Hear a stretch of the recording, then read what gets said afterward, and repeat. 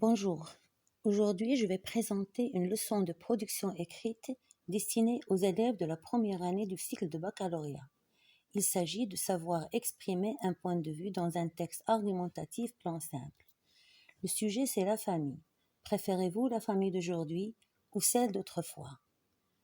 Avant de commencer la rédaction, il faut lire plusieurs fois le sujet, repérer les mots-clés, les souligner et essayer de comprendre ce qu'on vous demande. Posez les questions suivantes. Qui devez-vous convaincre? S'agit-il de défendre ou de réfuter une thèse, ou tout simplement de choisir entre deux idées et justifier ce choix par des arguments? Une fois la consigne comprise, il faut poser la structure du texte à suivre sur un brouillon. On va rédiger un texte argumentatif. Donc, il faut respecter la structure de ce type de texte, c'est-à-dire l'introduction, le développement, l'opinion personnelle et la conclusion. Dans l'introduction, on va amener le sujet et opter pour un plan, annoncer le plan sous forme de question. Un exemple d'introduction. Si le mot famille désigne les gens qui vivent sous le même toit, alors on peut de nos jours faire le constat suivant.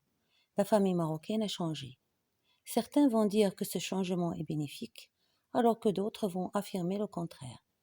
Entre ces deux avis divergents, quelle est ma position et quelles sont les raisons qui la justifient? Pour ce sujet, nous choisissons un plan simple. Donner un seul point de vue, avancer 3 arguments, soutenir chaque argument par un exemple ou une explication. C'est ce que nous allons faire dans la partie de développement. Un exemple, tout le monde peut voir qu'aujourd'hui, la famille marocaine paraît plus épanouie, plus civilisée, plus indépendante du clan familial qui dominait dans le passé.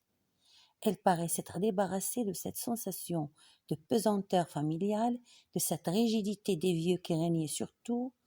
Elle n'est plus nombreuse, puisqu'elle ne se compose que des parents et de leurs enfants.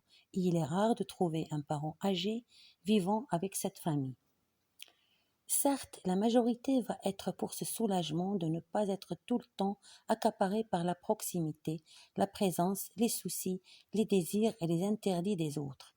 Mais cette majorité oublie qu'on est en train de perdre le sens de la vraie famille, la famille qu'on avait hier.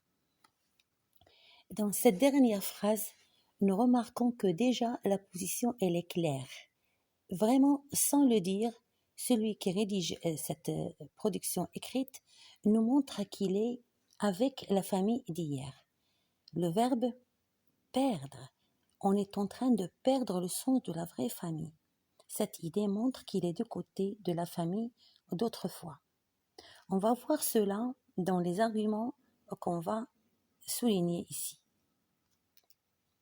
En premier lieu, la famille vivait dans l'union, car les grands-parents aussi étaient à la maison, parfois même les tantes ou les oncles. Cette intimité liait le destin des uns et des autres. Ils sont pour chacun un reflet de soi.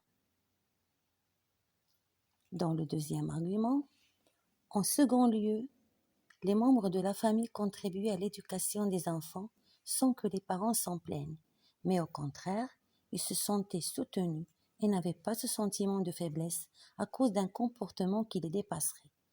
Les enfants se sentaient aussi suivis de près. Par exemple, si le père était absent, le grand-père ou l'oncle était son œil. Nous avons un argument et son exemple. Finalement, cette proximité renforçait les valeurs de la tolérance, du respect de l'autre et de la solidarité, puisqu'on ne pouvait pas à l'époque manquer du respect à une personne âgée sans être sévèrement sanctionné par la personne elle-même, parfois et par la famille. Remarquons que nous avons mis chaque argument dans un paragraphe. Pourquoi? Tout simplement pour bien les représenter. Nous avons classé nos arguments du moins convaincant au plus convaincant, c'est-à-dire du moins fort au plus fort. Et nous avons changé de paragraphe à chaque argument. Cela rend ce devoir plus clair et plus organisé.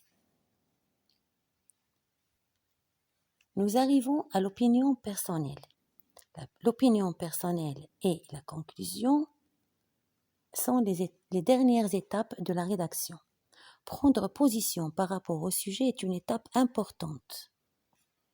Personnellement, pour toutes ces raisons, et loin de dénigrer le rôle de la famille moderne, je préfère la famille d'hier. La position est donnée clairement ici. Pour la conclusion.